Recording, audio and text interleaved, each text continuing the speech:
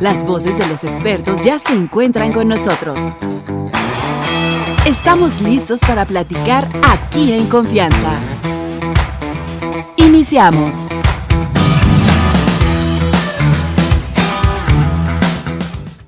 ¿Cada cuánto hay que visitar a un oftalmólogo? Y parece que después de los 50 tiene que ser cada vez más recurrente.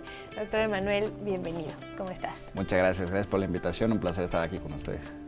Qué bueno que nos visitas. Platícanos, ¿cada cuánto se tiene que ir al oftalmólogo? Con la edad van apareciendo cambios en todo el cuerpo, ¿no? Tienes más probabilidad, más riesgo de presentar algunas enfermedades, tanto sistémicas como oculares. Entonces, hay algunas enfermedades. ¿Qué es sistémicas? Sistémicas Perdón. Es una enfermedad que afecta a todo el cuerpo. O sea, por ejemplo, diabetes, hipertensión, enfermedades reumatológicas. Eso también afecta. Afecta al ojo, claro. Ok. Entonces, si tú tienes, por Imagínate. ejemplo, diabetes, tienes más riesgo de presentar complicaciones en los ojos. Entonces, las personas diabéticas tienen que sí o sí venir una vez al año para revisar que no tengan ninguna complicación, ¿no? ¿Por qué? Porque al principio puede que no tengan ningún síntoma, pero después, ya cuando aparecen los síntomas, puede ser un poquito tarde, ¿no? Entonces, ¿Y los síntomas son de ver mal o en general puedes tener otra enfermedad? justo quería hablar de un tema con ustedes que es bien importante, que es el glaucoma, que justo en marzo tuvimos el Día Internacional del Glaucoma, que es el 12 de marzo. Entonces, el glaucoma es una enfermedad ocular que es de las causas más frecuentes de ceguera irreversible. O sea, porque hay ceguera que es reversible, o sea, que podemos hacer una cirugía y quitarla, pero hay cegueras que son irreversibles. Cuando dices ceguera, ¿nos referimos a lo mejor a una catarata? Catarata podría causar una ceguera, pero Y la que catarata es una operación y reversible, ¿no? queda. Una Ok. operación y queda. Pero un glaucoma es una patología que puede llegar a causar una ceguera, o sea, que una persona ya no vea o tenga un campo de visión muy reducido, y lamentablemente eso sí no es reversible. Entonces tenemos que detectarlo a tiempo para evitar que siga progresando. Estamos viendo en pantalla unas imágenes que me imagino que son las del glaucoma, que el ojo está completamente blanco, ¿no? Yo había visto eso solo en lobos marinos. También puede parecer. O sea, bueno, perdón, pero solo Glaucoma en lobos marinos. Claro que- Y lo he visto en crías. ¿Aquí naces con glaucoma o se te desarrolla en la edad adulta? Es una excelente pregunta. Glaucoma puedes tener desde el nacimiento hasta la edad adulta, ¿ok? Afortunadamente, lo más frecuente, de por eso es una enfermedad que no es tan frecuente, pero lo más frecuente es en adultos mayores, ¿ok? Aunque un niño sí puede llegar a presentar a una edad muy temprana glaucoma, no es lo común.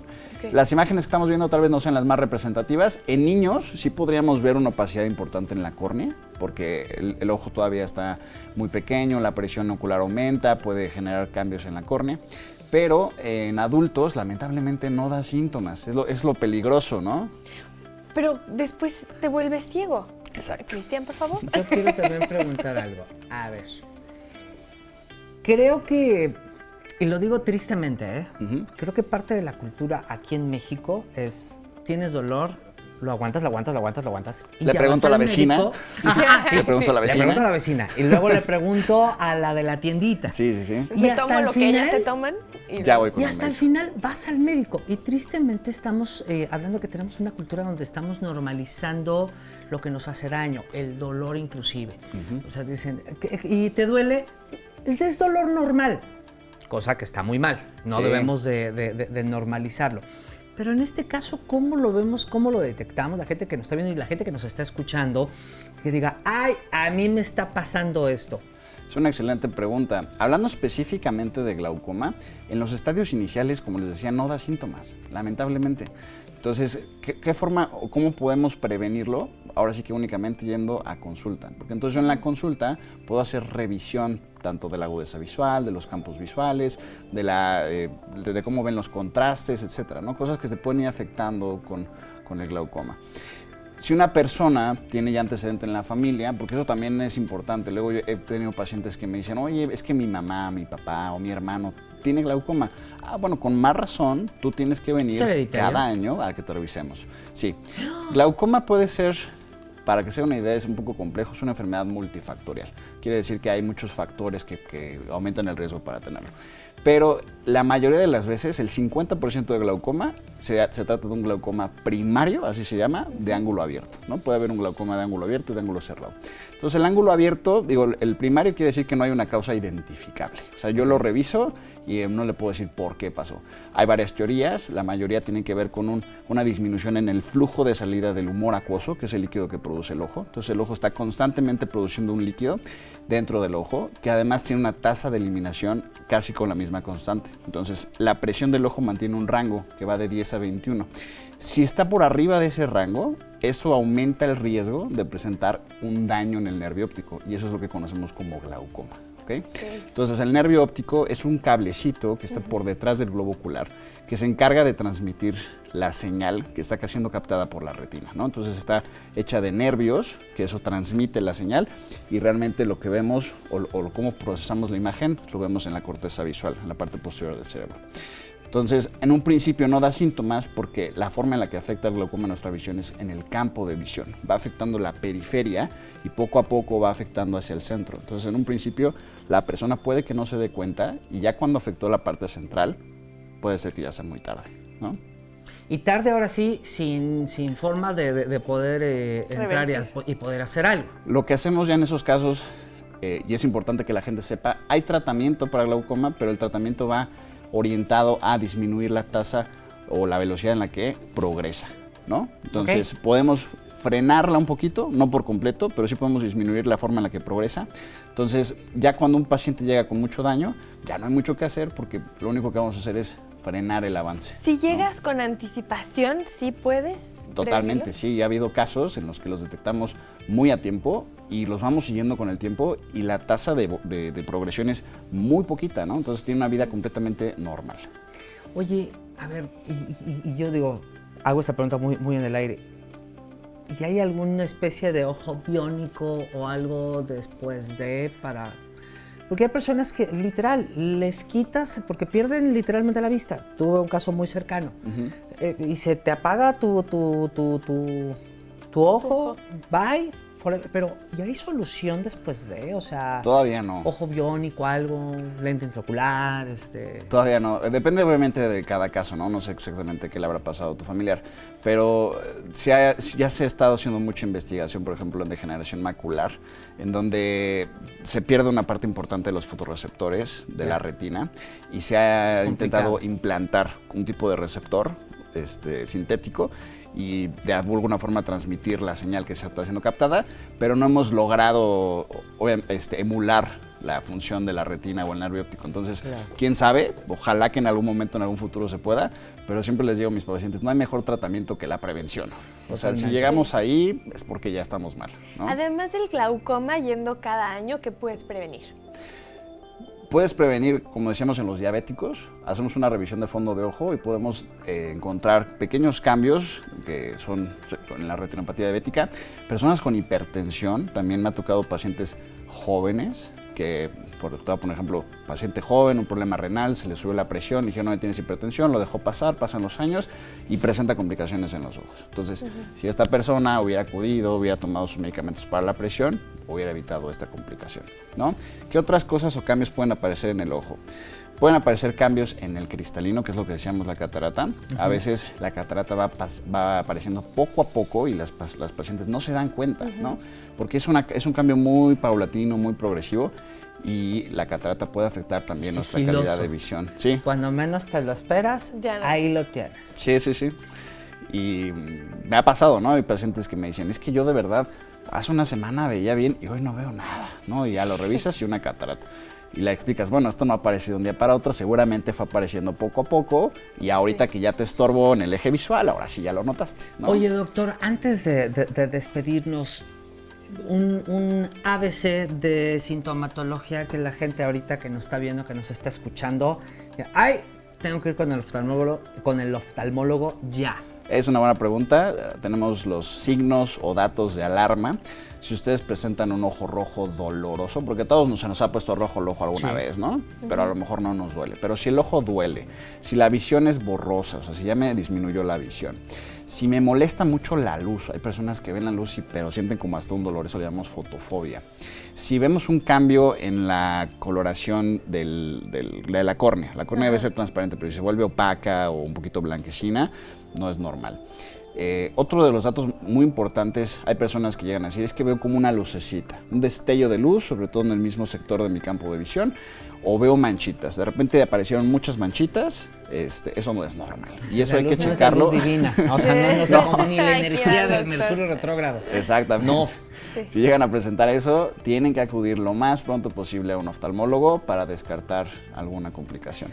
A ver, es ir al oftalmólogo ya nivel muy importante, o sea... Muy importante. Todos los signos que acabo de decir son signos que pueden poner en riesgo su visión, ¿no? Cualquier cosa que te incomoda, pues obviamente lo mejor es acudir al especialista, ¿no? Sí. Pero también, como dices, si lo que mejor podemos hacer es prevenir, pues ya podemos ir haciendo nuestra agenda de una vez al año vas al oftalmólogo, una vez al año vas al dentista, bueno, o dos, luego una vez al año, o sea, como que todas estas cosas... tendríamos que normalizar, Ana. Exacto, para prevenir, como dices, y no llegar a casos donde ya no veo de repente. Claro, y luego la gente lo ve por el lado económico y dice, es que es muy caro ir al oftalmólogo. No.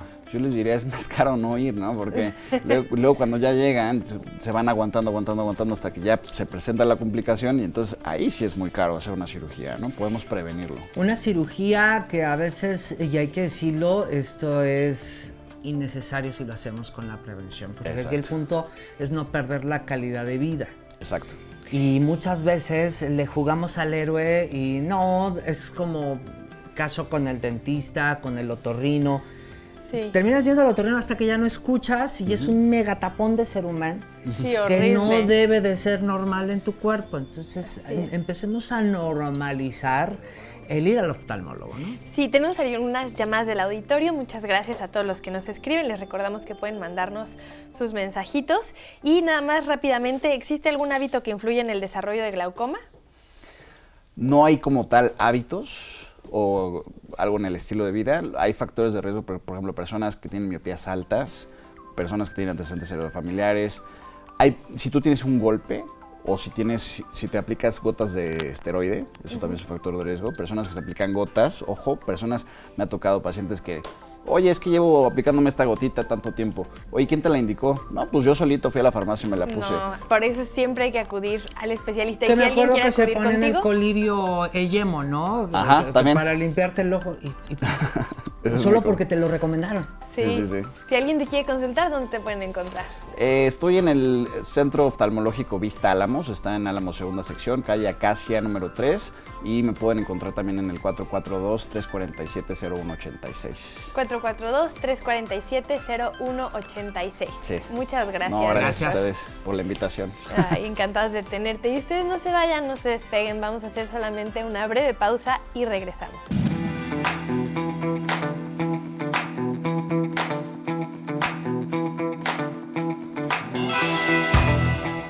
Recomendaciones de libros con Ricardo Rabel. Hoy tenemos una recomendación bastante interesante. Ricardo, bienvenido. Hola Ana, buenos días a todo el público, muchas gracias. Qué bueno, ¿cómo estás? Muy bien, muchas gracias. Aquí pues un poco mal de la garganta, pero aquí estamos dándole a la chamba. Ay, qué bueno, y con las recomendaciones para leer esta semana, pues me estabas platicando de este libro que está bastante interesante, que mezcla, bueno, más bien que es un caso de la vida real y lo desmiente. ¿Nos quieres platicar un poco? Es correcto. Se llama Fabricación y es de Ricardo Rafael. ¿Quién es Ricardo Rafael? Es un periodista mexicano y sacó este libro el año pasado. Pero el caso, a lo mejor, y como te decía Ana, pues tú estás muy joven, no sabes, ocurrió en el 2005. De repente, Hugo Alberto, que es el hijo de Isabel Miranda de Wallace, desaparece. Ella acostumbraba a llamarle todos los días para ver cómo estaba y desaparece. Entonces, inmediatamente va a la Procuraduría a declararlo como secuestrado.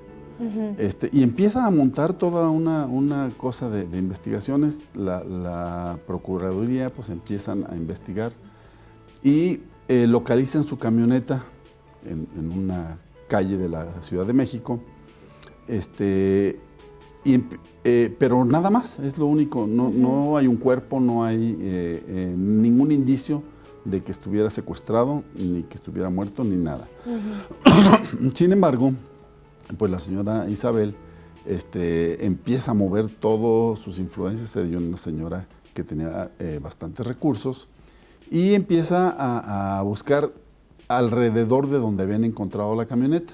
Y en eso dicen que pues se encontraron ahí a un niño que les dijo que la noche anterior en el edificio tal se habían oído balazos y luego que habían descuartizado un cuerpo en el baño y que pues a su mamá, que era la encargada de ese edificio, le había tocado limpiar todo y sacaron el cuerpo de eso. Entonces inmediatamente pues va con las autoridades, les dice esto, las autoridades en lo que consiguen una orden de cateo y van y hacen el cateo pues no encuentran nada. Entonces llegan, es una vivienda muy sencilla, así queda evidenciado, pero no hay ningún indicio de que haya habido nada. Empiezan a preguntarle a los vecinos que se habían escuchado algo, pues nadie dice nada. Sin embargo, ella sigue adelante, la señora Isabel, adelante y adelante, y pues pasa el tiempo, no encuentran nada de lo que está pasando. Sin embargo, pues ella presiona a todas las autoridades y busca uno, busca otro. Después de 7 meses consigue que hagan otra vez un cateo en esta misma propiedad.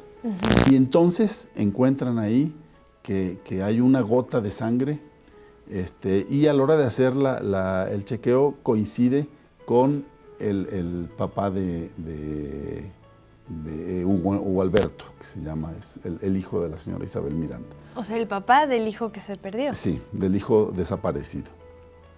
Una gota es lo que encuentran en el baño. Después de 7 meses, o sea, primero hicieron el primer cateo, no encontraron nada. 7 meses después, ya había la inquilina, ya se había salido de ahí, ya habían rentado otra vez ese departamento y encuentran una gota de sangre en el baño. Entonces de ahí pues empiezan a hacer todo el entramado. Ella ya ha investigado que había salido su hijo con una persona y dice que pues esta persona es la que lo enganchó para que se lo llevaran, y lo único que tiene de referencia es que es una persona con un busto muy grande y el tamaño del cabello. Entonces empieza a ver de las personas que viven por ahí y pues agarran a una y de ahí se agarra todo esto. Eso pasa en las primeras 20 páginas. Y ya después el autor nos empieza a desenmascarar todo esto. Mucho tiempo después, él entrevista a la señora Miranda y encuentran que el hijo desaparecido no era hijo del esposo actual de la señora Isabel. Por lo tanto, la gota de sangre que encontraron pues no coincide, porque él era hijo de otro padre. Entonces, se empieza a ver cosas que no tienen mucho sentido. Y así empieza a desenmascarar todo este caso. Está muy fuerte, porque aquí, por ejemplo, esta es la historia de un duelo fabricado que se convirtió en un descarado circo mediático. Es correcto. Eso fue en el 2005. En el 2006 toma posesión Felipe Calderón. Ella logra entrevistarse con Felipe Calderón y empiezan a trabajar para que ella sea asesora de seguridad. Crea una fundación, todos los estados en el país pues le empiezan a contratar para que ella sea la que les da forma de cómo llevar los casos de secuestro, etc. La fundación se llama Alto al Secuestro y empiezan así. Detienen después de mucho tiempo y de muchas conjeturas por una fotografía que encontraron después, cuando ella ya dice, no, pues fue tal persona la que lo enganchó. Encuentran el nuevo domicilio y ahí encuentran una fotografía de un grupo de personas que después aquí nos narra el autor que habían ido a Chalma a dar gracias por algo. Y el único enlace que eran todos, uno de ellos era conocido de Hugo Alberto, y ahí hubo una forma de que uno le prestó el coche, que el otro era la novia y que así. Entonces se juntaron ese grupo de personas, fueron a Chalma y pues todos ellos fueron declarados la banda de secuestradores. Son más de 20 personas. Una de ellas ya obtuvo después de que la Suprema Corte de Justicia de la Nación analizó el caso, obtuvo su libertad, pero hay más de 20 todavía detenidos. y más de 60 personas afectadas por este caso. Lo que dice aquí Ricardo Rafael, yo en mi calidad de lector, pues yo lo recomiendo porque es un libro interesante, es un libro que demuestra muchas cosas. Yo no sé si es verdad o es mentira. En este país puedes creer todo y puedes no creer nada. Claro, pero también es bueno tener otra perspectiva, claro, ¿no? Tienes esta noticia mediática con todo lo que te dicen, digamos, los medios oficiales, que sabemos que a veces tienen pues tal vez algún sesgo, especialmente con personas muy influyentes, y luego tienes esta versión en donde desmienten ese caso, dicen que pues es, pues como decía aquí, ¿no? Un circo mediático. Y algo bien importante es aquí en la portada tenemos un espectacular donde dice secuestradora, se buscan 250,000 pesos a quien informe. Esto es porque la señora Isabel Miranda era dueña de una compañía de publicidad que eran propietarios de muchos anuncios espectaculares. Y entonces ella pues iba llevando su investigación. Después muchos le decían que pues era admirable porque ella había llevado toda la investigación, ella detuvo a muchos de los implicados. Ella ponía estas imágenes en los espectaculares y entonces de esa manera pudo localizar a muchos de ellos. Claro. Pero la verdad es que es un caso muy interesante de cómo las autoridades pues se fueron dejando llevar, la corrupción que hubo ahí, la forma en que ella los estuvo manipulando. Nos narra aquí Ricardo Rafael que un año después del supuesto asesinato de su hijo, la que era su pareja sentimental obtuvo una llamada telefónica y que era él. Ella lo dice que un año después. Y todavía hubo algunos gastos en su tarjeta de crédito, una entrada a algún lugar, un restaurante, unas compras en Liverpool y cosas así, que bueno, demuestran que pues alguien estaba haciendo uso, pero no los secuestradores, porque pues no se van a ir a hacer gastos así muy comunes. Conforme iba pasando el tiempo antes de los 7 meses, pues que se iba cayendo, entonces ella iba presentando cosas nuevas. De repente le llegó, después de 6 meses, pidiéndole el rescate para tenerlo, y le llegaron unas fotografías que después se demostró que también fueron fabricadas.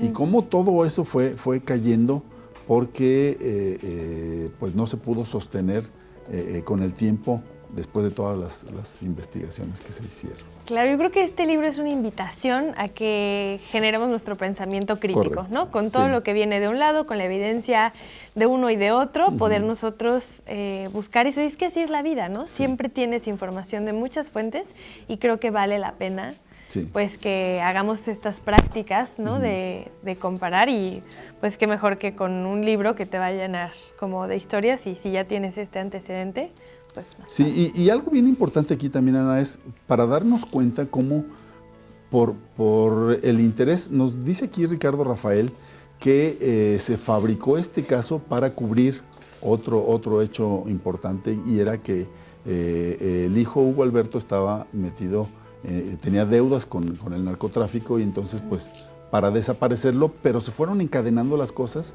y entonces pues no les importó afectar a personas que no tenían nada que ver con esto, que no hicieron nada, y sin embargo siguen presas sin un juicio, y pues les echaron a perder la vida a muchas personas. Sí, qué fuerte. Ojalá que más personas puedan leer este libro para que se abra esa discusión. ¿Dónde pueden encontrar tus libros? Estamos en Venustiano Carranza, número 39, Interior 2, dentro del Corral de Comedias, con esta y otras recomendaciones. Así es, y si no encuentran el libro... Si no tenemos el libro que busca, se lo conseguimos. Perfecto, muchísimas gracias. Gracias, Ricardo. a ti, Ana, gracias a todo el público. Y ustedes no se despeguen, no se vayan, porque vamos a hablar de qué hacen las pantallas con la felicidad.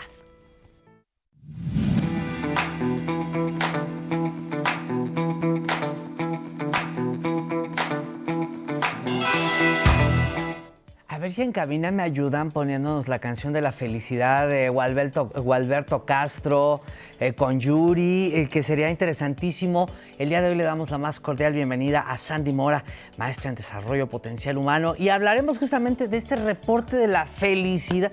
Así es. Sandy, ¿cómo estás? ¿eres feliz? Mucho gusto. Yo sí. ¡Eso, Chihuahua! ¿Cómo no? ¿Cómo estás? Muy bien, muchas Platícanoslo gracias. todo justamente sobre este tema. A mí el otro día me decía mi madre, me dice, ¿eres feliz? Y le digo, no sé, pero estoy tranquilo. Eso ya es un gran avance. Sí, estoy tranquilo. Eso es no sé si soy parte- feliz o no, pero estoy tranquilo. Y Sí. creo que eso influye. Sí, fíjate que el World Happiness Report es un reporte que realiza la Universidad de Oxford junto con el Centro para los Estudios de Bienestar, con Gallup, que hace encuestas en más de 140 países, y todos los años miden el estado de felicidad de la gente. Ahora, ¿cómo lo miden? No es felicidad, no es estar feliz, no es estar eufórico, sonriente, contento todo el tiempo. La felicidad la miden con una escala que se llama escala de Cantril, donde la pregunta es, pensando en tu vida en este momento, imagínate una escalera donde el primer escalón, 0, es la peor vida que podrías tener, y el 10 es la mejor vida que podrías tener. Está en lo alto. ¿Dónde te ubicas en este momento? Claro. Entonces, esa es la pregunta clave con la que determinan el ranking de felicidad, porque el World Happiness Report es conocido porque publica un ranking cada año de cuáles son los países más felices. Entonces, esa es la pregunta, no te dicen... después hacen una serie de preguntas como para tratar de explicar ese resultado, donde sí te preguntan qué tan contento te has sentido, o sea, qué tanto has sonreído, por ejemplo, en el día anterior, o qué tan enojado o ansioso te has sentido, pero también incluyen variables como el tema de el GDP del país, ¿no? El Producto Interno Bruto del país, e incluyen métricas como el nivel de confianza en el gobierno y en la sociedad. Entonces tienen otras métricas que tratan de explicar esta, pero digamos que el ranking se establece con esta pregunta que les digo, y México el año pasado estaba en el lugar 10, este año está en el 12, pero en realidad no hay una diferencia en el bienestar de los mexicanos, o sea, la puntuación se quedó, bajamos creo que 0.6 centésimas en el, Ahora, o sea, bien no poquito. hubo una diferencia significativa. Lo que pasa es que como hay otros países que tienen más variaciones, pues obviamente todo el ranking se mueve, pero en realidad son variaciones milimétricas. Yo quiero, a ver, es que creo que como mexicanos, culturalmente vivimos muy felices. La mera verdad. Pero realidad esto sí. que dices, Andy, es súper importante porque sí vivimos felices, pero esto que dices que tiene que ver cuánto ganas, qué tan seguro te sientes, ¿no? Que son todas estas categorías como de bienestar también social. Pero influyen muchas qué tanto cosas. apoyo Sí, social sí. hay. Sí, son muchas variables. O sea, digamos que esta escala de Cantril de alguna manera simplifica, pues para tener como esta medición que todos los años puedas tener como este ranking, pero hay sus nimiedades, ¿no?, alrededor de esta explicación. Por ejemplo, ¿qué explica que Finlandia es por 9º año consecutivo el país más feliz del mundo? Y yo tuve la oportunidad el año pasado de ir a Finlandia. De verdad. Y la gente decía, no entiendo, o sea, los finlandeses somos gruñones, no somos muy felices, ¿no? En cuanto a estar sonriendo todo el tiempo. De hecho, ellos mismos hacían una parodia, tenían una campaña en el aeropuerto donde hacían burla de esto, de somos el país más feliz, y en realidad no. Pero lo que sucede, por ejemplo, con todos los países que están alrededor de Finlandia, Dinamarca, Islandia, Suecia, todos están en los más altos rankeados, y tiene que ver mucho con que tienen una estructura de bienestar social muy importante. Tienen educación garantizada, salud garantizada, tienen sistemas de apoyo social fuertes, justo por las inclemencias del clima, etcétera. Hay mucho apoyo social y obviamente ¿Influye tienen eso? sí, claro, y tienen un bienestar económico importante. Ahora, ¿qué explica, por ejemplo, que Costa Rica apareció en el número 4 este año, o que México esté en el 12, que somos los únicos que estamos en el top 20 de los países latinoamericanos? Bueno, la estructura social, el apoyo social, las familias, la interacción entre generaciones, el sentido de pertenencia, o sea, todo eso también influye, porque eso explica que países que no tienen un gran desarrollo económico, pues también estemos apareciendo ahí, ¿no? Oye, a ver, alguna vez en una entrevista que le estaba haciendo a César Lozano, este conferencista, decía la importancia, por ejemplo, de aprender a irnos a descansar con una sonrisa. Y muchos que están pegados en el teléfono, búscate un video de algo chistoso, duérmete riendo, porque sí te influye muchísimo. Porque una cosa es estar feliz, y estar feliz no significa, esto ya es estar demente, ¿no? O sea, alguien no puede sostener niveles de felicidad así de estoy eufórico, te morirías, porque el cuerpo no puede sostener esa química tanto tiempo. Y qué bueno que lo manejas justo así, explícanos. Sí, es importante, o sea, digamos que el bienestar incluye muchas cosas. Estar en paz es parte importantísima del bienestar. Entonces, estar satisfecho con tu vida no quiere decir que no tengas situaciones difíciles, no quiere decir que no pases malos momentos o tristezas o enojos. Porque esa es una realidad que siempre vamos a pasar. Es una realidad de la vida, pero quiere decir que sabes lidiar con ellos y en general mantener un estado de equilibrio en tu ser que te hace decir, estoy bien. O sea, no estoy eufórico, feliz, brincando por los rincones, pero bueno, estoy bien. feliz no necesariamente eso, ¿no? O sea, sino estoy feliz. O sea, aunque esté seria, estoy satisfecha, estoy bien. Exacto. El que explota hoy por hoy, que vemos muchos casos en la calle, que de repente se baja con un bat y le rompe el vidrio al lado o se agarran a golpes. Hay un tema de frustración muy grande. Claramente no es feliz la persona. No, y no está sabiendo gestionar sus emociones. Parte de ser feliz, uno de los prerequisitos es saber sentir todas las emociones y poderlas gestionar, ¿no? Sí, cuando te desbordan, claramente hay algo ahí que no estás pudiendo atender. Ahora, este reporte mundial de la felicidad, este año en particular, se metieron a estudiar cómo afecta el uso de pantallas y las redes sociales en el bienestar, específicamente de los jóvenes, que ha sido muy sonado a partir de que Jonathan Haidt sacó el libro de la generación ansiosa y de estos juicios que han habido, por ejemplo, la semana pasada que Facebook y YouTube perdieron un juicio donde se hablaba de cómo utilizan para adicción a los jóvenes estas redes sociales y que pueden tener un efecto nocivo. Este estudio se metió a estudiar a detalle y lo que encontraron es que las redes sociales no afectan igual a los jóvenes en todas las partes del mundo. Los países de habla inglesa, específicamente Estados Unidos, Canadá, Inglaterra, Nueva Zelanda, Australia y los de Europa Occidental, son los que sí tienen una afectación muy clara en cuanto al uso de redes sociales y bajo bienestar en sus jóvenes. ¿Por qué? Y países como Latinoamérica, o sea, países que están en Latinoamérica, por ejemplo, no se ve esa correlación. ¿Por qué? Porque estos países de habla inglesa son países que tienen una cultura muy personalista, muy individualista, donde la gente está teniendo altos índices de soledad, ¿no? Pero donde es como, yo mime conmigo y son estos chavos que a los 18 se salen de casa, se van a estudiar lejos, donde las familias se reúnen en Thanksgiving tal vez, ¿no? O en Navidad 2 veces al año. ¿Carecen de amor? No es que carezcan de amor, pero sí carecen de esta red social de apoyo y pertenencia tan fuerte como la que tenemos en Latinoamérica. Y se convierte la red social en ese vínculo que... Lo que sucede con las redes sociales ahí es que se vuelven un medio de acompañamiento, ¿no? Donde además no es igual todas las redes sociales. Lo que encontró el estudio no es igual en todos los países, no es igual con todas las redes sociales, no es lo mismo, hay que considerar el tiempo de uso, qué redes se usan, para qué se usan. Por ejemplo, redes que se usan para crear contenido, para aprender, para mantenerte conectado. WhatsApp, Zoom, Facebook curiosamente salió como una red que, aunque tiene un algoritmo, todavía te está ayudando a mantenerte en contacto, si lo usas conscientemente, con gente que está lejos de ti. Pero, por ejemplo, redes como TikTok o como Instagram sí salieron con altos niveles de malestar, porque son redes donde un algoritmo te empuja contenido que normalmente impulsa la comparación. Y eso genera malestar, y sobre todo en las mujeres. Y una cosa bien interesante que encontraron es que quitar el uso de las redes no necesariamente es igual a mayor bienestar.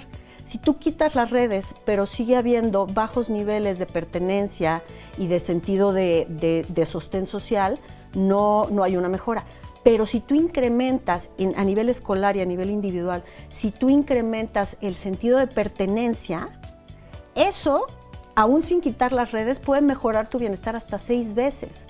Entonces, lo importante es cómo, no nada más es prohibirle a los chavos, oye, no uses el celular, es, ok, ¿qué le estoy ofreciendo alrededor? Es, ven, aquí tenemos, ¿no? Aquí eres importante, Justo etcétera. hoy arrancábamos el programa diciendo, ¿qué pasa si dejamos el celular por 20 minutos en el día? ¿Qué pasa si nos dedicamos a tener una plática fluida donde podamos vernos, entendernos, conocernos? Y creo que eso es algo que está empezando a hacer mucha falta. Y ojo, no porque salgamos en el ranking bien parados, eso significa que estemos haciendo bien las cosas. Lo importante es proteger contacto, lo que hoy tenemos como factor de protección, cuidar que no lo perdamos, ¿no? Y como dices, eso es importante. que siempre es algo más complejo, ¿no? No solamente es, las pantallas disminuyen la felicidad, quita las pantallas, sino que es una, o sea, como igual que en la medicina, una salud integral. Y si tú tienes tus vínculos sanos con amigos, te sientes parte de tu familia, aparte, es probable que tus redes y tu algoritmo también vayan hacia eso. Pero si estás triste y entonces como que le das like a cosas tristes o a comparaciones o así, entonces seguramente tu estado mental también se va. Y es multifactorial, o sea, es la cantidad de tiempo que estás, en qué redes estás, para qué las usas, cómo está tu sentido de pertenencia a tu entorno social. Y también lo que se encontró es que en jóvenes que están en situaciones más vulnerables o de menor ingreso económico, donde tampoco tienen estas redes de apoyo o de soporte, también son grupos más vulnerables a tener mayor malestar. Entonces, un uso excesivo sí está relacionado con malestar. Un uso de algoritmos donde nada más estás scrolleando para entretenerte y es pasivo, todo y es límites. de comparación, genera malestar. Un entorno donde no hay pertenencia genera malestar. Entonces, recomendaciones: observar no solo si usan las redes, sino cuáles, para qué y cuánto tiempo. Esa es una. La otra es cuidado con el scroll pasivo, ¿no? Ese es el que mayor perjuicio provoca. La tercera es, obviamente, fortalecer vínculos, la conversación y la pertenencia. Y la tercera es, obviamente, cuidar a los jóvenes que están más aislados o en situaciones más vulnerables o más solos, porque esos son los que pueden tener mayor riesgo social. Sí. Sandy Mora, ¿cómo te localizamos? Muchas gracias. Me pueden encontrar en todas mis redes como sandymora.mx, en mi página web www.sandymora.com y en el 442-467-6031. Gracias, porque esto es importantísimo, sobre todo ahorita en casa. A los papás y los abuelos sepamos entender y tener una estrategia justamente para tener una muy buena comunicación. Muchísimas gracias. Muchas Muchas gracias, gracias, Andy. encantada. Y nosotros vamos a una breve pausa, pero regresamos. Estamos en confianza. Estamos de vuelta. Laura Tapia, pediatra endocrinóloga, está con nosotros. ¿Cómo estás, Laura? Bienvenida. Muchas gracias, muy bien, gracias. Bienvenida seas. Oye, a ver, síndrome metabólico en niños y adolescentes. Ahora sí que desmenúzamelo porque ¿De qué se trata? ya empiezo a tener dudas, pero ya sabes que uno está en la adolescencia, entonces uno tiene que detectar. Claro, ya tienes que empezar a ver estas cosas. Muy bien, bueno, se trata, mira, para empezar la palabra síndrome se trata de, nos quiere decir, hablar de un conjunto de signos y síntomas. Esa palabrita así solita nos habla de un conjunto de signos y síntomas. Hablando propiamente de síndrome metabólico, se refiere a ciertas alteraciones del metabolismo, como tener una glucosa en ayuno alterada, como tener hipertensión, un colesterol bueno bajo, triglicéridos altos, una circunferencia de cintura pues amplia, mayor de lo recomendado, que se considere saludable. Pero ahora, si lo aterrizamos a niños y adolescentes, bueno, hay ciertos valores que se tienen que tomar en cuenta porque están pues todavía en crecimiento y en desarrollo. Entonces no es lo mismo decir a partir de cuándo podemos considerar presión alta en un adulto que en un niño. Que en un niño, es claro. muy diferente. Entonces la diferencia... O sea, se puede pasar. Se puede pasar. O sea, puede pasarle a un niño, a un adolescente. Que tenga hipertensión, Claro. por ejemplo, claro, por supuesto, claro que puede pasar. No porque sean chiquitos, chavitos. Están exentos. Exacto. Yo estaba el otro día con una amiga que es nutrióloga, estábamos platicando y como que asumimos eso, como es niño está sano. Y me decía, imagínate cuando nosotras íbamos en el kinder, como digamos que en cada salón había 1 o 2 niños más gorditos, pero los demás éramos como de una complexión como normal y estábamos en el centro y me decía, vamos a contar cuántos niños hay y cuántos como que sospechas que tienen sobrepeso, ¿no? Exacto. Y eran un montón. Exacto. O sea, ha cambiado mucho. Muchísimo. Y que además existía la creencia de, está gordito, está sanito. Exacto. Sí. Está sanito, no pasa nada. Y lo vean delgadito, delgado normal, digamos, y decían, a este niño le faltan vitaminas, ¿no? Sí. Mira, y todavía lo escucho, sobre todo de las abuelitas. Pues sí, porque venimos en esas generaciones, justamente era donde todavía se visualizaba como saludable el niño rellenito, ¿verdad? Pero, pues sí, efectivamente, o sea, la incidencia de sobrepeso en los niños ha incrementado. Y bueno, estaba leyendo hace poquito que México ya bajó del deshonrosísimo primer lugar al lugar número 8 de mayor prevalencia de niños con obesidad a nivel mundial. Éramos el primer lugar, fuimos el primer lugar por mucho tiempo, ahora somos el lugar número 8. O sea, pareciera que las políticas de salud están impactando positivamente de alguna forma, pero aún así seguimos viendo muchísimos casos de niños ya con estos problemas metabólicos. Sí, yo me preguntaría, o nosotros mejoramos o otros países empeoraron, ¿no? La verdad es que, quién sabe, ¿sí? A ver, opino que el hecho de hoy por hoy tener los famosos sellos, que muchas veces es que es innecesario, no, siempre es bueno. Sí, porque por supuesto. en las épocas, uno a los 45 años, hace 30 y tantos años te parabas en la tienda y era muy fácil llegar y comprarte o muchas papitas, o muchos gansitos, o muchas galletitas, y te las empacabas como si estuviéramos sustituyendo una comida y estábamos cometiendo un muy grave error público. Exactamente. Y hoy por hoy nos están obligando a leer o a ser más conscientes. Tiene 3 sellos, uy. Sí, y mira, eso sigue pasando y esa comida está súper disponible, claro. Bajas y está la maquinita, etcétera, ¿no? Pero creo que nos ayuda, por lo menos a nosotros como adultos responsables de las criaturas, a estar un poquito más al pendiente y ya como que dices, híjole, tiene 3, 4 sellos, mira, habrá quien diga, ¿no? Pero habrá quien diga, híjole, no, a ver, vamos a buscar otra cosita, ¿no? Y eso ya te ayuda a tener un poco más de conciencia. A lo mejor no el 100% de la gente va a tomar una decisión en base a los sellos, pero más de uno que antes no tenía esa información lo va a hacer. Entonces sí creo que hay un poquito más de conciencia.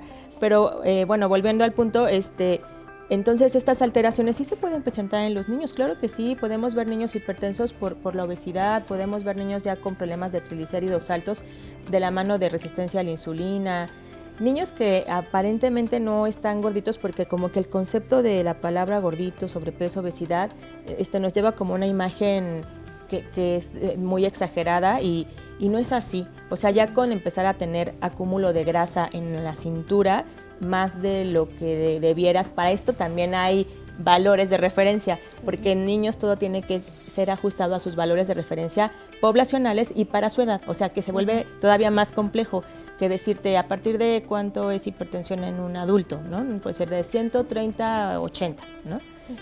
Pero en un niño no es así, en un niño hay que fijarse qué edad tiene, qué estatura tiene, por ejemplo, para definir cuánto es hipertensión, así que no les podría decir cuánto es lo normal, porque tendríamos que irnos a tablas de acuerdo a la edad, a lo que mide. En nivel de glucosa, bueno, ahí sí podemos tener como un rango más, digamos, más fijo para todos, que es un valor mayor de 100 o más, ¿no? O sea, ya cuando estás en 100 ya estás altito, no en rangos de diabetes, pero ya estás altito. Y hoy por hoy vemos chiquitos con valores mayores de 100, que nos estamos confiando porque les mandamos el juguito disque saludable, que es una bomba de azúcar. Que es una bomba de azúcar en el lunch, la galletita, el paquetito de galletitas, ¿sabes? El Danonino, estoy diciendo marcas, pero no te apures. No, es que eso nos da referencia para justamente muchos yogur.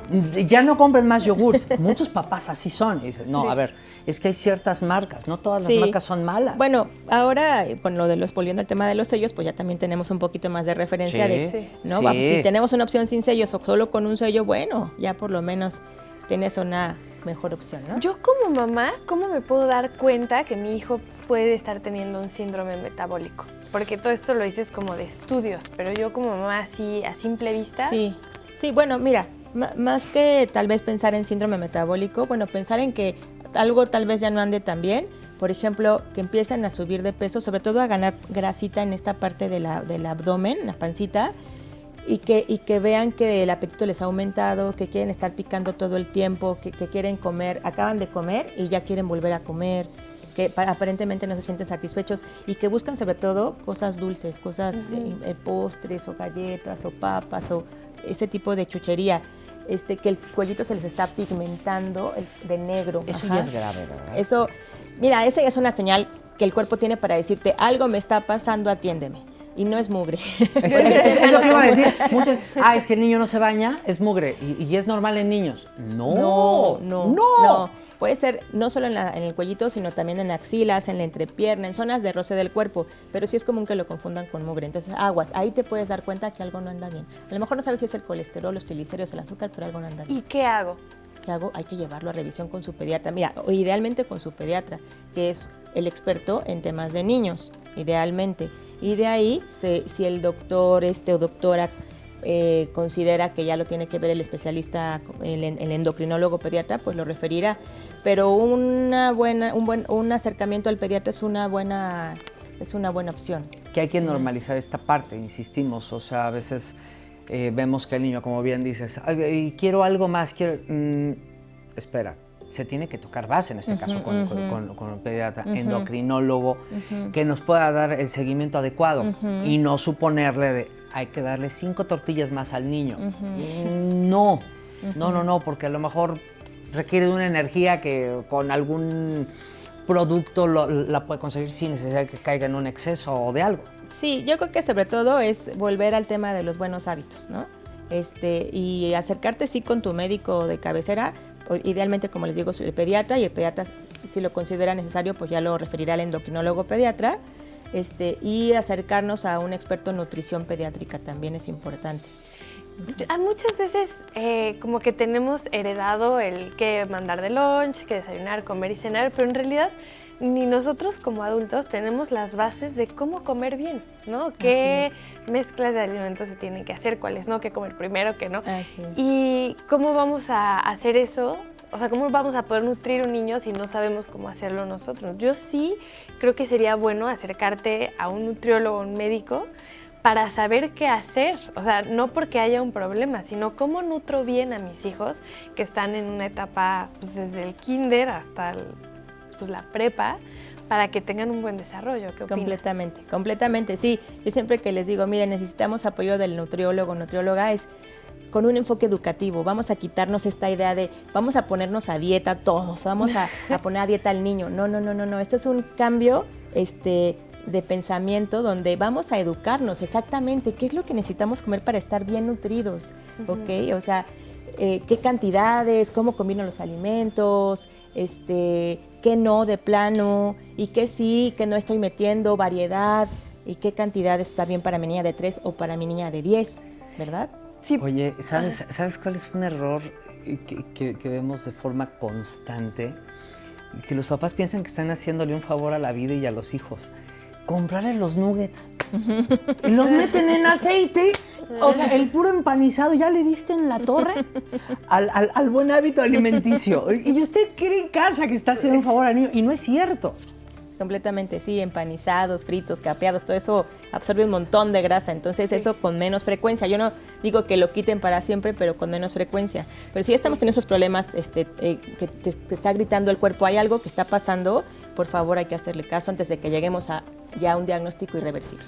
Sí, tú como endocrinóloga, ¿qué hábitos recomendarías en los niños para evitar que lleguemos tanto a síndrome metabólico como a cualquier alteración? Muchas gracias, súper buena pregunta.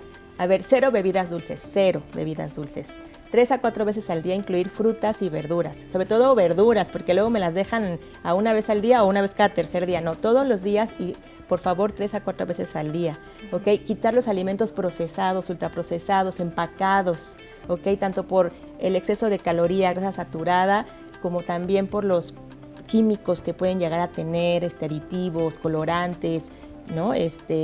Sustancias que hacen adictivo ese alimento, ¿no? Quiten esos procesados, por favor. Sí, son cosas pequeñas, pero que influyen muchísimo. Cuando dices bebidas dulces, ¿también aguas de sabor y todo eso? Sí. O sea, agüita natural. Aunque digan bajas en azúcar. Aunque digan bajas en azúcar. Chihuahua. Agüita natural es lo que necesitamos. Y 2 cosas más. Claro. Favorecer la actividad física todos los días del niño. Mira, no tienen que inscribirlo en el club. O sea, si lo sacan a pasear al parque, a correr, que brinque, ¿ok? Todos los días le están haciendo un gran favor para su vida. Idealmente 1 hora. Idealmente Perfecto. 1 hora. Y la otra, duérmalos temprano, por favor. A las 8 de la noche tienen que estar dormidas, más tardar a las 9. Sí, la hormona de crecimiento, por supuesto. Solamente si te duermes temprano, ¿no? Y duermes ahí es donde horas. Trabaja. Y además, eso también nos ayuda a prevenir sobrepeso y obesidad. Porque entre más agotados, menos productivos llegan los niños. Así es. También, aparte de todo. ¿Sabe? Se lo dije. ¿Dónde te podemos encontrar? Sí, bueno, yo estoy en Texien, Hospital Texien, Torre 3, piso 1, consultorio 106. Acabo de cambiar, 106. Perfecto. ¿Y algún número donde Sí, te podamos para escribir? citas es el 442-598-3010. Ahí lo tenemos en pantalla justamente para que estemos en contacto. Y pues bueno, te agradecemos muchísimo esta información. Por favor, señora, póngale atención, sobre todo a las criaturas, que son los que menos tienen la culpa. Y ahí lo mandan con el Jumex. Ay. Sí, y hablando Tache. de este tema, vamos a aprender qué cuidados tenemos que tener con un bebé, qué tenemos que saber con estos recién nacidos para su correcto desarrollo. Con esto continuamos.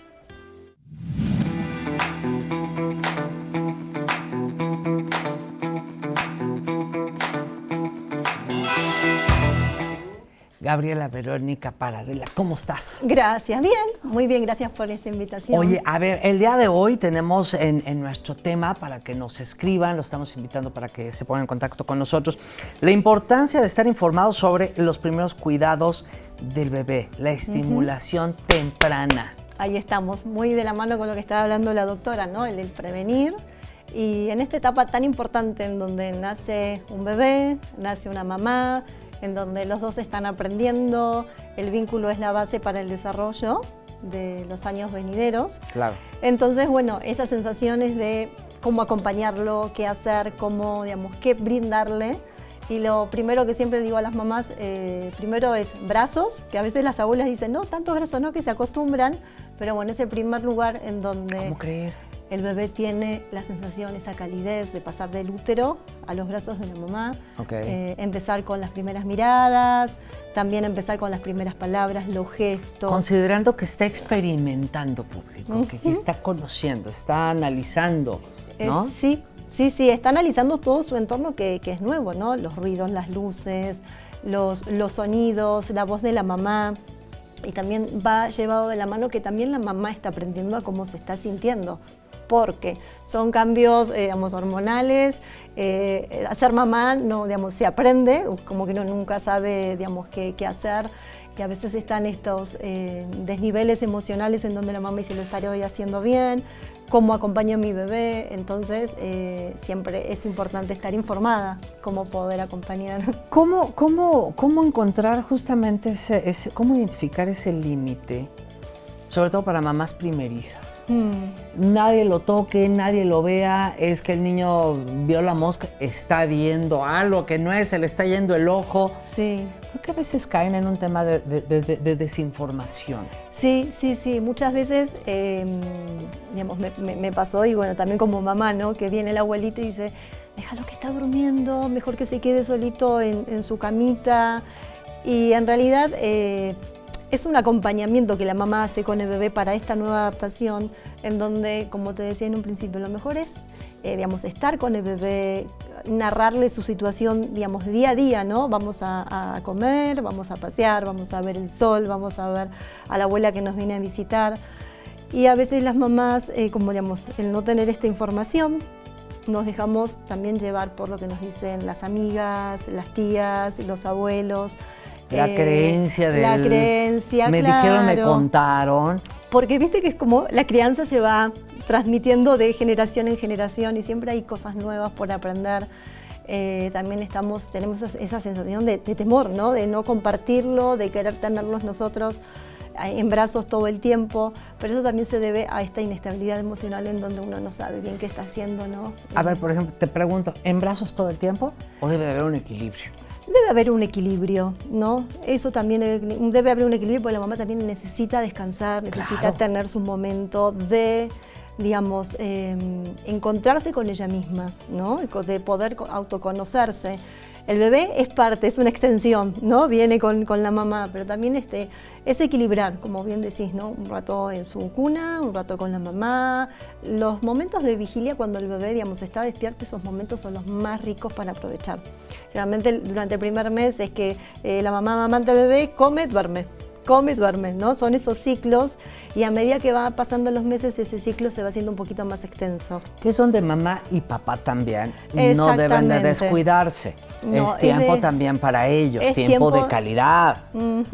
Totalmente, y aparte de autoconocimiento, de conocerse, qué funciona con el papá, qué funciona con la mamá y complementarse. Generalmente cuando tenemos esa bendición de que tengo, una licencia materna, ¿no? Tanto el papá como la mamá, si los dos son trabajadores, y puedan disfrutar ese momento de autoconocerse, ayuda también al vínculo, familiar, porque no solamente es el vínculo mamá y bebé, también hay que incluir al papá, es un vínculo que se va generando día a día, poco a poco, y se va haciendo como una triada, ¿no? Mamá, papá, bebé, en donde van conociéndose. Acabas de decir algo bien cierto, muchas veces a papá me lo relegan, o sea, como que lo sacan de la jugada y todo tiene que ser el cuidado con la mamá, y creo que también es muy importante que papá esté involucrado en que si el niño está moviéndose, está empezando, ¿cómo se dice cuando empiezan como a querer? Que no hablan, pero... Son balbuceo, gorgojos, son esos sonidos que emiten que... Y que es importante que papá y mamá vivan la experiencia, que no solamente se quede de un lado, sino que también identifique, porque luego pasan situaciones donde el bebé piensa que ya le pasó algo y está en su mundo, analizando, experimentando. Y también, teniendo esta reacción, porque los gorgojos y esos primeros sonidos, como vos decís, es un acto de comunicación. Y el bebé empieza con un sonidito y ya están papá y mamá mirando, ¿qué pasó? Y el acudir a esos sonidos, el bebé está entendiendo que mamá o papá están presentes, que no está solo en ese ambiente. Entonces es un juego, ¿no? Emite un sonido, mamá responde, entonces el sonido emite, el bebé, emite otro sonido y responde mamá, y ahí se va, sentando las bases para la futura comunicación y el lenguaje. Oye, Gabriela, aquí la gran pregunta, como decimos aquí en México, la pregunta de los 64,000. ¿Cómo informarnos de forma correcta, adecuada? Porque muchas veces nos informamos que si la madrina dijo, que si la comadre dijo, la de la tienda dijo, hasta la de los tamales opina. Y ahí está todo el mundo siguiendo. Y a veces no son los mejores consejos. A veces no son los mejores consejos, pero a veces sirven también. Es como que, podemos ser como open mind, ¿no? Escuchar a la abuela que nos dice con mamá. Es que no hay un manual, eso te iba a decir, no hay algo que uno siga, 1 más 1 es 2 como las matemáticas. Y la verdad que cada experiencia y cada mamá y cada bebé y cada familia es única, es irrepetible. A veces nos puede servir un consejo de una abuela o de una tía o una madrina, pero también está bueno informarse con un pediatra, con una, por ejemplo, consultora de lactancia, con una consultora de sueño, dependiendo de la circunstancia, del obstáculo que vamos encontrando en el camino de la maternidad, consultar a un referente de la salud o acompañamiento para que pueda darle la mejor calidad de vida al bebé y a la mamá también, porque estamos aprendiendo y en ese camino a veces uno siente, lo estoy haciendo bien o lo estaré haciendo mal, pero con una información un poquito más certera, un poquito más confiable, que se sienta segura, ¿no? Es más llevadero, es mejor. Oye, decíamos ahorita, no hay un manual como tal, ¿no? El aprender en el camino se vale, pero con responsabilidad. Sí. Tampoco es tomar un consejo de TikTok, de Instagram. Dejarlos que jueguen, que a veces estén en la tierra, en el lodo, que se mojen, se vale. Sí, porque vale. Caen muchas veces en la sobreprotección. Sí. ¿Es buena la sobreprotección? No, porque en realidad estamos como deteniendo el desarrollo. El bebé o un niño, cuando ya tiene 4 o 5 meses, mucho antes también, que empieza a explorar, pero tal vez desde un lugar más cuidado, pero cuando ya el bebé lo ponemos en el suelo, ya sea con un tapete, en la tierra, en el lodo, como vos bien decías, tiene que explorar, porque es una parte muy importante para el aprendizaje. Todo lo que pueda llegar a hacer el bebé con sus manos, explorar, desplazarse en el espacio, va a ser un aprendizaje y lo va a hacer desarrollar todas las habilidades motoras que tenemos todo ser humano, que tenemos que acompañar para que se desarrollen. Oye, ahora sí que qué mejor consejo que tú nos digas, un ABC. ¿Qué hacer? ¿Qué seguir? obviamente para tener una buena experiencia. Sí. Porque te puedo asegurar que ahorita hay muchos papás o muchos tíos viéndonos. ¡Oh, el niño está llorando! ¡Oh, grave! No, pues es importante que lo dejen llorar. Exacto. Que algo quiere expresar. Sí, algo quiere expresar. Tenemos que aprender a decodificar qué es ese llanto, si tiene hambre, si tiene el pañal sucio, si realmente quiere estar en brazos y en contacto de la mamá y el papá. Tenemos que aprender a decodificar, no tener miedo de ponernos en el suelo, porque la verdad que eso es la puerta para el desarrollo. Y también, bueno, lo importante es, si hay alguna duda, buscar información de una fuente confiable, ya sea el pediatra o alguna especialidad donde ya tenga, digamos, esta dificultad cuando está maternando. Oye, ya casi nos estamos despidiendo y quisiera preguntarte, uno, ¿cómo te localizan? Porque es importante, ¿verdad? Para esta cuestión del consejo, para que no la ande regando ahí, claro, sobreprotegiendo al niño, que creo que eso es parte de lo más grave que puede llegar a ser la sobreprotección. Y a veces uno sin querer sobreprotege, pero bueno... Yo sé que se sobreprotege con amor, pero... Sí, con amor, pero bueno, no hay que empezar a como un poquito soltar para que también explore y aprenda por sus cuentas, ¿no? Claro. Me pueden encontrar, mi contacto es el 442-777-0252. Yo estoy en Corregidora en el Pueblito y también me pueden ver un poquito más de trabajo que hago en @orientación_primera_infancia, que es mi Instagram. Gabriela, yo te quiero agradecer muchísimo el que hayas estado con nosotros el día de hoy aquí en Confianza con Amelia. Gracias a vos. Cuídate mucho. Igualmente. No sobreproteja a los chamacos, al escuincle, no, déjelo ser. Y que se muevan. Sí, déjelo que se vea que sí. Que se muevan, que exploren todo el ambiente. Nos vamos a una pausa. Sí, regresamos. Estamos aquí en Confianza. Estamos de vuelta. El Vía Crucis, esta tradición que es súper interesante, seas creyente o no, porque es parte de la cultura queretana y vamos a hablar justamente del Vía Crucis aquí en Querétaro en la congregación. Ya llegó, ya está aquí Cabalán Velasco. Bienvenido seas. Muchas gracias. Muy bien, cansados, pero muy bien. Cansados porque hay que decir, Ana, público, el organizar un Vía Crucis es un Vía Crucis. Es un Vía Crucis y toda una logística. Claro. Que hay que tener súper aterrizada. Sí, es algo complejo, es muy complejo por el tema de que salimos a las calles. ¿Cuánto tiempo se llevan en hacer justamente este Vía Crucis aquí en la congregación? Aproximadamente empezamos desde diciembre, terminando las fiestas del 12, porque todo se centra en la Virgen de Guadalupe, en su festividad. Terminando, comenzamos los preparativos para la Semana Santa. O sea, 3-4 meses. Cuéntanos, ¿qué vamos a ver, qué vamos a encontrar justamente en este Vía Crucis? Bueno, pues justamente la idea es continuar con las tradiciones. Es nuestro 5º aniversario apenas, a pesar de que la iglesia tiene 300 años, esta iglesia. ¿Y por qué antes no se hacía? Curiosamente en el centro, si lo vemos de cierta manera, hay tanto negocio que no hay comunidad, no hay gente. Ajá. O sea, son más negocios que casas, por así decirlo. Okay. Y casi todo es en el barrio de La Cruz. Por eso La Cruz tiene una comunidad muy grande, pero aquí no. Entonces casi todos los servidores que están en la congre son personas que vienen de otros barrios, de otros fraccionamientos, que no tienen nada que ver con el centro. No sé si me explico. Sí, Comúnmente la idea es que uno vaya a la parroquia de su casa, de su colonia, y en este caso no. Entonces, como que eso ha provocado que en ese sentido... que tenemos iglesias cada 3 metros más. En ese sentido se provoca. Y la congre es más de devoción guadalupana que otra cosa. Totalmente de acuerdo. Y una tradición importante y parte de la cultura y de la historia de Querétaro, además. Claro. ¿No? Oye, a ver, ¿cuándo empiezan? ¿Qué va a haber? Bueno, justamente empezamos ayer con 2 procesiones grandes. Sacamos una banda.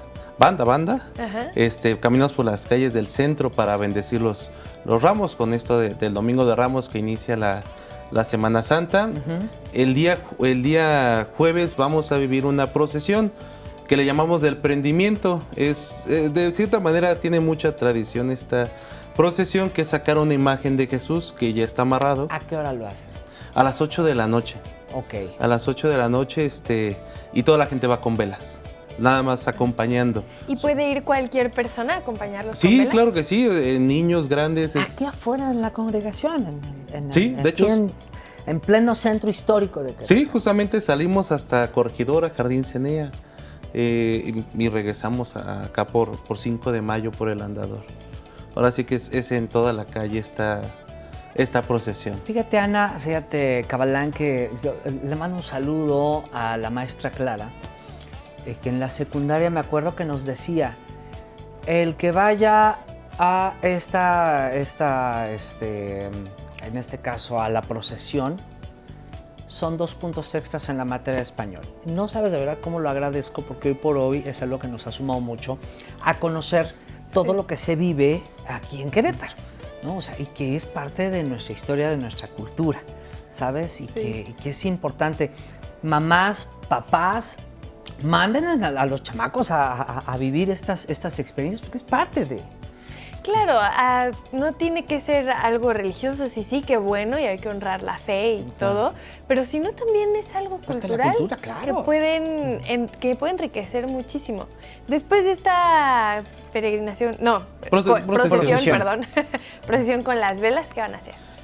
Justamente ya el templo se va a quedar abierto hasta medianoche, si es necesario más, no hay esta situación, porque se vive la visita de las 7 casas. Casi todas las iglesias cierran tarde.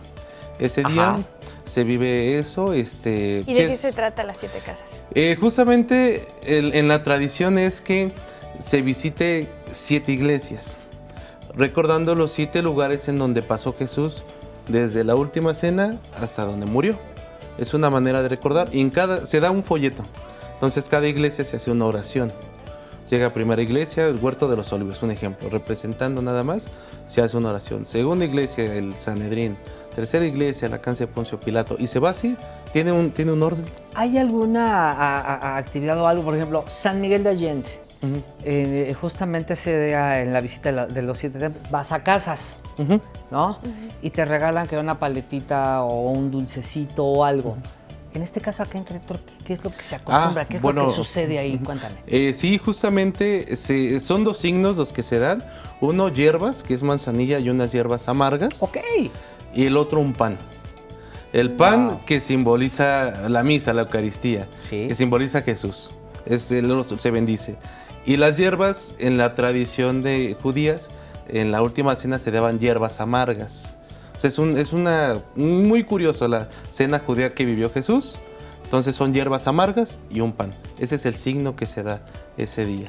Oye, ¿y ese lo dan en esta visita se regala de las en las 7 iglesias. casas? Todos preparamos, nosotros damos aproximadamente 10,000 panes. ¿Qué? Sí. O sea, ¿van 10,000 personas? Sí. No, yo creo que hasta más. ¿A visitar las 7 iglesias? Sí. No, pues por eso cierran tan tarde. Sí, de hecho aquí se tiene que cerrar porque a veces ni se puede caminar dentro de la iglesia. Al que a mí me den hierbas amargas o pan, ¿qué significado tiene? Porque muchos van a decir, me dieron un pan. No, es que no es que te den cualquier pan. Tiene un significado. Claro. El pan es un bolillito chiquito, de hecho es algo simbólico meramente. Es nada más el signo de la Eucaristía, del pan, de la misa. Lo que recibimos es una hostia, que es harina y agua únicamente. No tiene nada más. Jesús vivió eso en la última cena, es un panásimo que le llaman en la tradición judía. Ya tiene más contexto de que meternos en más rollo, pero simboliza a Jesús, el pan. Lo que recibimos en la misa es la Eucaristía, el pan, que es recibir a Jesús. Las hierbas amargas tienen el significado únicamente de recordar la cena judía. Esas hierbas amargas que él tuvo que existía en la tradición de la Pascua. Ellos vivieron la cena de la Pascua, pero el día jueves, en vez del sábado. A mí me gusta porque es como vivir la historia, ¿no? O sea, como que es que te involucras. Yo creo que, sí, y de esta manera es como se pasa de generación en generación los conocimientos, ¿no? Porque puedo yo platicarte, ¿no? Pues Jesús cenó esto y todo, pero si lo vives y además si haces que las personas lo vivan visitando 7 iglesias y recibiendo todo esto, creo que puede ser algo muy bonito. Sí, claro. ¿A qué hora se recomienda llegar? Es que yo ya me estoy viendo haciendo mi tour. O sea, claro. ¿A qué hora se recomienda llegar justamente a este Vía Crucis que se hace en la congregación? Bueno, si empezamos desde el jueves, si lo queremos ver de ese modo, la misa es a las 5 de la tarde. Es una misa que dura como aproximadamente 2 horas, casi 2 horas y media. Okay. Es una misa larga, porque se hace algo llamado el lavatorio de pies. El sacerdote vestimos a los apóstoles, van los muchachos vestidos de apóstol y se recuerda únicamente ese signo de Jesús que le lava los pies. Eso lo hace el sacerdote. Aquí en nuestro caso lo hace el señor obispo Mario, es el que hace el lavatorio. Un saludo. Dura aproximadamente 2 horas, casi 2 y media. Es a las 5 de la tarde. Entonces, si se quiere vivir la misa, pues hay que llegar como a esta hora de las 5. Se puede vivir la misa, ya posteriormente, a partir de ahí, visitar las iglesias. Casi todas las iglesias vamos a tener ese horario, en este caso nosotros a las 5. ¿Y tú después eliges qué iglesia? Sí, sin problemas. La ventaja... Recorres uno, recorre las 7. O sea, pero sí. La 1, la 7, la 4, tú eliges el orden. Sí, el orden no altera el producto. No, ahí sí no. Y sobre todo, multiplicar. Sobre todo también recordar, hay muchas personas que están en silla de ruedas, que no pueden caminar mucho. Se les recomienda, quédate en la iglesia, haz tu oración de las 7 casas, no hay problema. Porque a veces somos extremistas en eso, ¿no? Sí, que luego quieren llevarlos y es más incómodo, ¿no? La verdad. Y bueno, pero también es una buena oportunidad para empezar a ser conscientes, para ayudar y apoyar a quienes van en una situación en silla de ruedas, a los abuelitos o algo también, para apoyarles y ser también empáticos. Si vemos una situación así, hay que ser empáticos, público. Empáticos. Escríbale bien, repita conmigo. Empáticos. Claro. Y bueno, ya el Viernes Santo comenzamos con el Via Crucis Viviente. Es literalmente teatro bíblico. Es una actuación. Que eso es maravilloso. ¿En dónde? Teatro vivo. Aquí en la Congre se hace. Justamente el atrio por un momento se convierte pues en esa construcción romana, ¿no? De hecho, ahí vemos justamente ahí tenemos el año las imágenes, pasado. Justamente. El año pasado, justamente, se convierte de alguna manera en Jerusalén. ¿Quién es Jesús este año? Se llama Santiago, es su tercer año que hace a Jesús. Ok. Es un joven. Pues ya hay que ponerle Jesús de una vez, ya hay que cambiarle el nombre.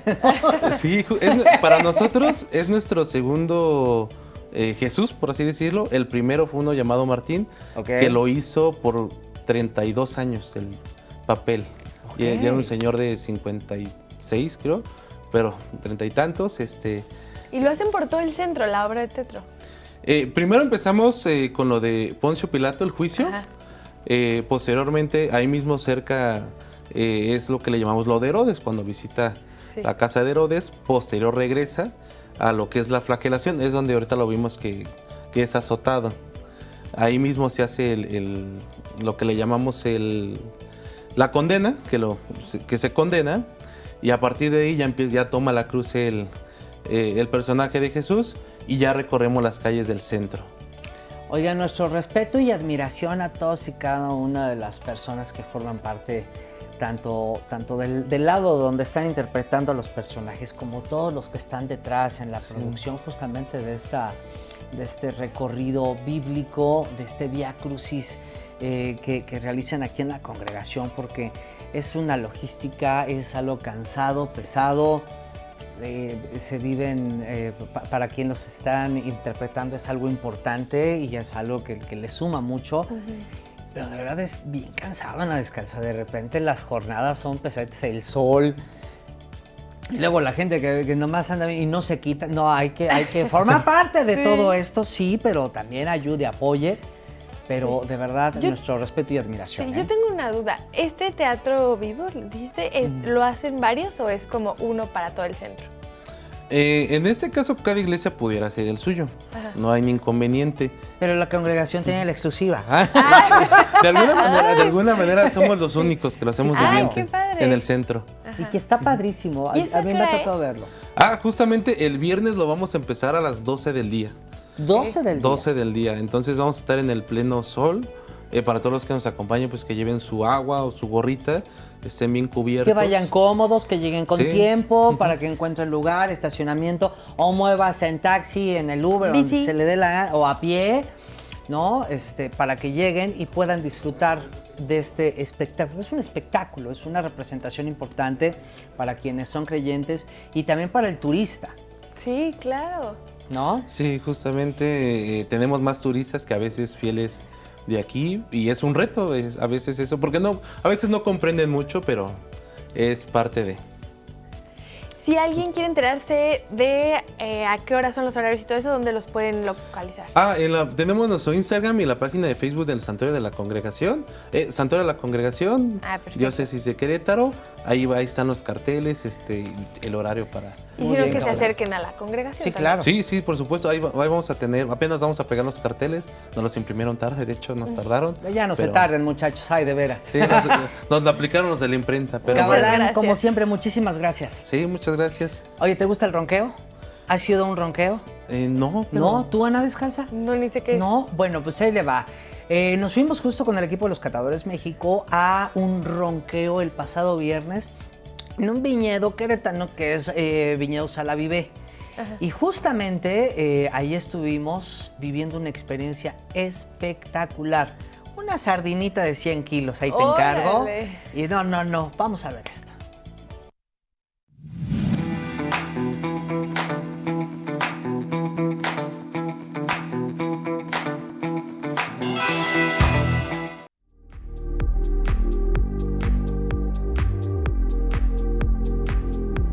Luis Raventós, ¿cómo estás? Muy bien, Qué gusto verte. Siempre es un placer poder estar con ustedes, Cristian. Gran prescriptor del vino de Querétaro y de México. Te agradezco mucho. Oye, además, qué buen maridaje justamente el de hoy. Un ronqueo, una experiencia que no se había hecho justamente aquí. Bueno, ¿tú te acuerdas dónde nació no este evento? ¿Te acuerdas cuando estuvimos en Goen? Sí, en Goen. Pues ahí en Goen fue cuando se empezó a hablar y finalmente pues hemos conseguido pues con nuestros amigos que poder hacer el ronqueo, que yo lo conocí, el concepto del ronqueo, desconocía, lo conocí creo que fue en el Tianguis el año pasado turístico que se hizo en Ensenada. Ahí lo vi y digo, ostras, esto hay que hacerlo en Sala Vive. Y bueno, aquí estamos. Apostar justamente a eso, porque es experiencia, es entretenimiento, pero también es cultura, ¿no? Sin duda. Evidentemente, detrás de un ronqueo, pues seguramente hay mucha historia, ¿no? Y el porqué. Pero para nosotros, aparte, es de cultura, igual que el vino, es gastronomía, ¿no? Finalmente vamos a maridar los salavives con el atún, ¿no? Con el ronqueo, con el corte. La experiencia de lo que es tener un ronqueo, y en este caso en un viñedo queretano, con esa esencia que marca justamente la experiencia. Y cuál mejor que Sala Vive, ¿no? Creo que es el viñedo en Querétaro donde es pionero en experiencias y pues agradecerlos que confíen en nuestros conceptos y poder demostrar que el vino queretano y una buena gastronomía sí hay en Querétaro. Porque ya ves que dicen que no hay comida en Querétaro y todo lo contrario, tenemos una gran gastronomía. Y pues bueno, somos de los pocos restaurantes que buscamos una sinergia entre lo mexicano y nuestro concepto que somos japoneses. Y la pesca legal es lo más importante hoy en día, concientizar al cliente, demostrarle el valor agregado que hay de traer un pescado de comercio justo. Unir Latinoamérica y Japón, que puedan conocer cómo las culturas son tan similares. Y por eso hacemos tanto esmero por traer chefs japoneses, traer insumos de origen y fusionarlos con pequeños toques mexicanos. Creo que es un gran logro y un gran team. Oye, Milan, por ejemplo, venir a hacer este ronqueo, en este caso este viñedo, que es la primera vez que sale Goen a un viñedo justamente a hacer esta experiencia, ¿correcto? Sí, de hecho, no te voy a mentir, nuestro como gran deseo, sueño, puedes decir, era desde primera vez cuando llegamos aquí a promover Goen en Sala Vive, hacer un ronqueo aquí. ¿Por qué? Porque pues, queremos que Goen sea reconocido en Querétaro por los queretanos y la gente de afuera que viene, así mismo como Sala Vive y Freixenet son. ¿Sí? Es una institución aquí desde hace muchos años, Freixenet y Sala Vive, y pues es lo que Goen también quiere ser. El ambiente, la atmósfera, el clima, una peña de Bernal que tenemos muy a la vista, creo que es un muy buen marco, ¿no? Sí, no. ¿Habrá otro lugar mejor? No, definitivamente, ¿no? Muy bien.